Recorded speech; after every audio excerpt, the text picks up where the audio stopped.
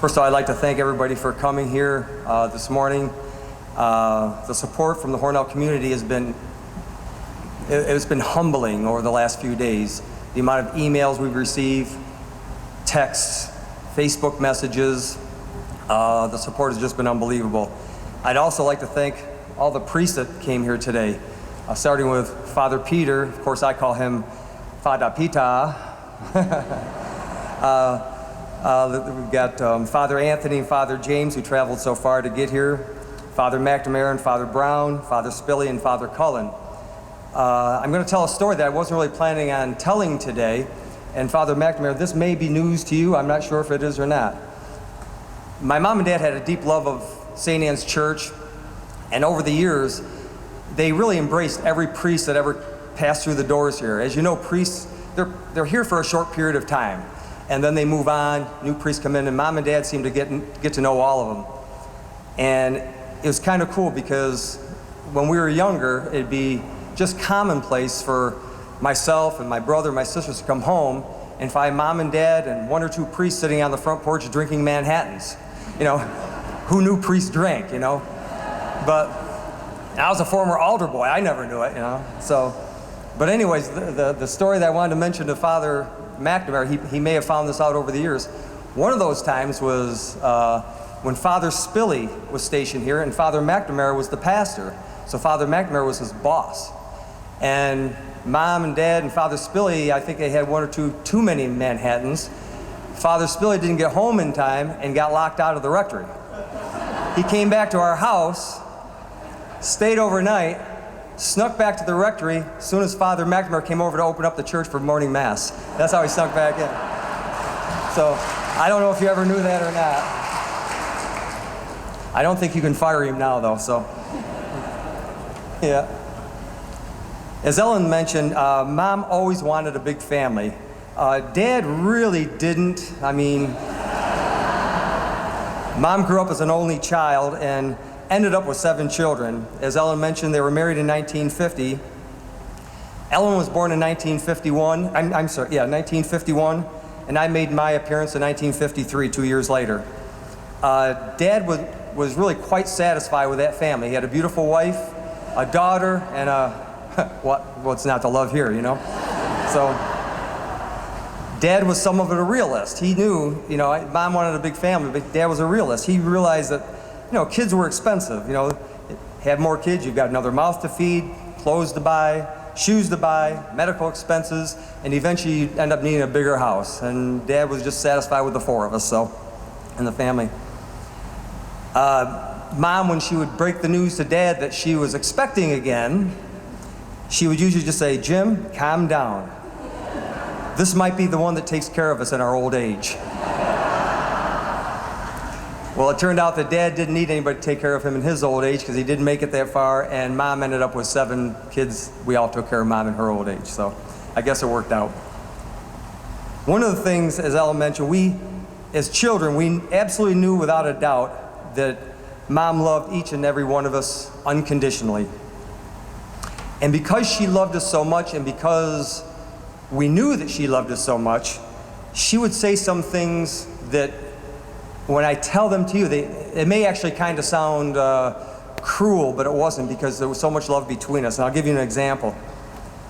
I remember, this happened all the time, but we're all different in ages, obviously. Ellen's 2 years older than I am. I'm older than Mary. Mary's older than Molly, and right down the line. So one of the things would happen would, you ever hear anybody say, you know, how come she gets to do this and I don't get to do it? You know, it might be a Sunday night, for example, and Mom might say to me, "Okay, Jimmy, it's time for bed." And I'd say, "Well, wait a minute, I want to stay up and watch Bonanza or something." And she'd say, "No, you got to get to bed." And I said, "Well, why does Ellen get to stay up and watch Bonanza?" And of course, Mom should have said, "Well, gee, Jimmy, she's 2 years older than you. She gets to stay up later." But that's not what Mom would say. She would simply say, "It's because I love Ellen more than you." And then she'd wink, and we know that that was the truth. So, another thing I wanted to mention is curfew. You know, as we got older, we all wanted to go out with our friends in the evening, and Mom would always give us a curfew. So I'd say, you know, I'm going out, and see you later, and she'd say, "Okay, be home by 10. And like every teenager, I'd try to get out longer. "Okay, Mom, make it 11. I'll be home at 11. She said, no, 10 o'clock. I said, come on, all my friends stay out till 11. Let me stay out till 11. She'd say, 9 o'clock. I said, 9? No, okay, I'll be home at 10. 9 o'clock. I'd have to fight to get back to where she started every time. I want to tell a quick story about Mom's sense of humor. Most of you that knew Mom, she had a great sense of humor, but on occasion it was kind of a weird sense of humor. And this story involves my sister Mary. Okay, you probably know the story I'm about to tell. I call it the fake heart attack story. Mom and Mary are talking on the phone. Mary's an adult. I'm not sure how old she was, but she wasn't a kid. They were talking on the phone. And they're talking, and all of a sudden my mother says, she says, I've got this terrible pain in my chest. Mary, Mom, are you okay? Are you okay? No, I don't think I'm okay. Oh, it really hurts. Mom, you want me to call an ambulance? Oh, it's terrible. And Mom just takes the phone and drops it right to the floor. And Mary goes, Mom. And she's hysterical, thinking Mom just dropped dead of a heart attack. Mom picks up the phone and said, only kidding. Of course, Mary's, why do you do that? Are you crazy? I thought you were dead. So, our mom and dad, Mom was a disciplinarian. Not Dad. Most families, the father is the big disciplinarian. In our family, it was Mom.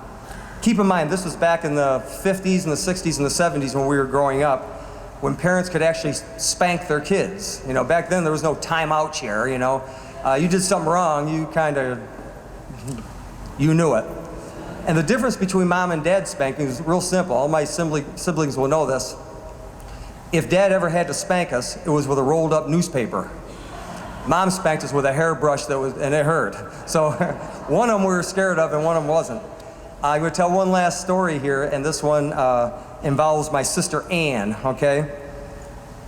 Mom was a disciplinarian, and you just didn't mess with Mom. If she said to be home at a certain time, you were home at a certain time. If she said to do this, you did that. If she said don't do this, you didn't do that. And if you did, you pay the price for it.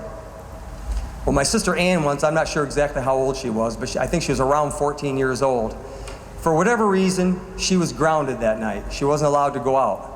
And Ann, if anybody knows our family years ago, Ann was the rebel in the family.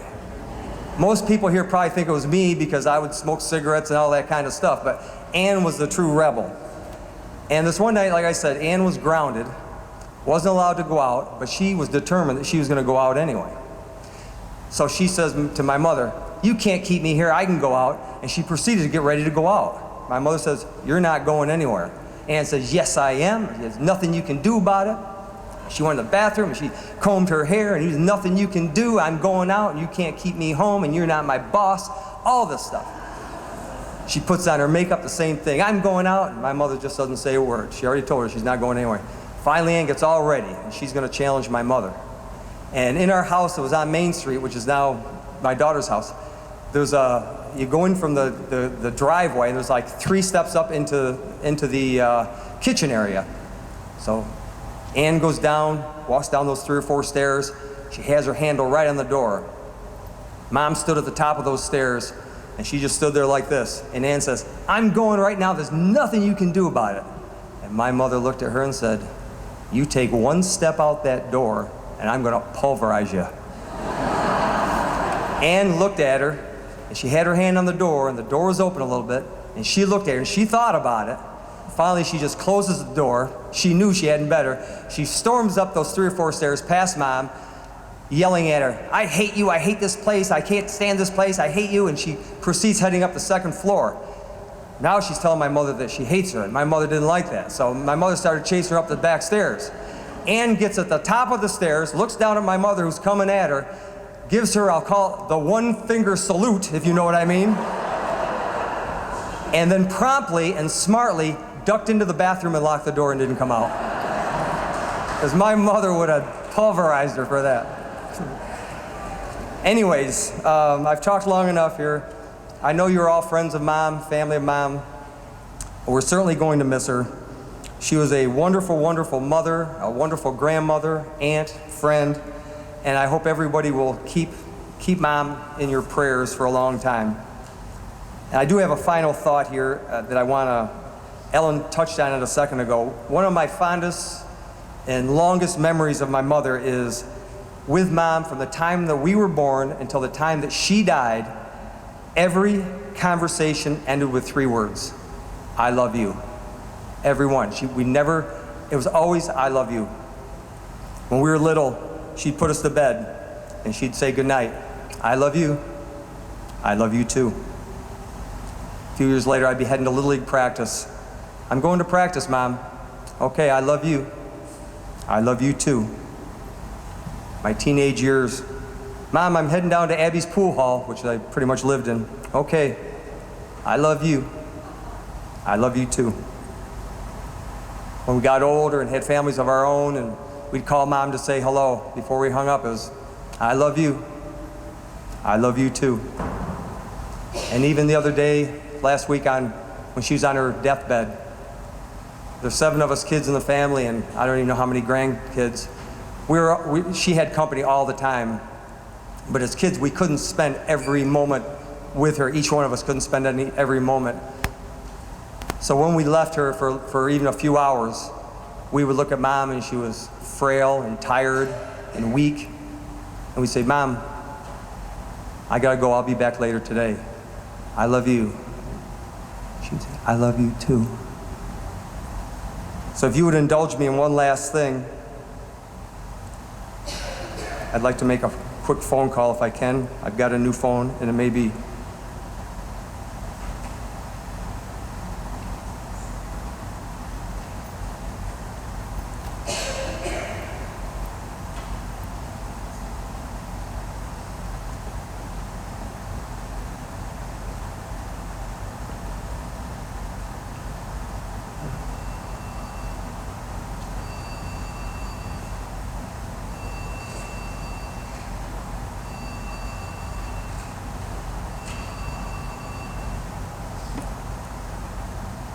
Hi, Mom.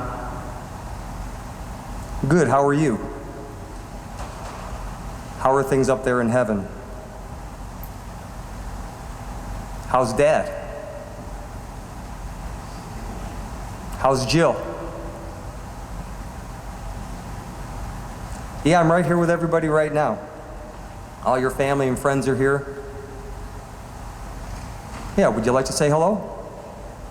Okay, let me see if I can put you on speakerphone. Hold on.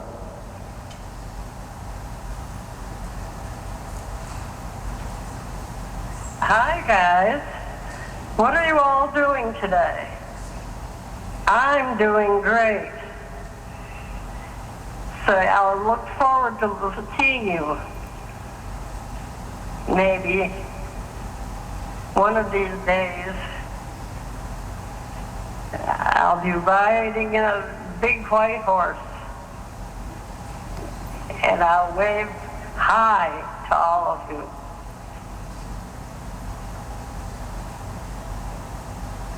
That was nice, Mom.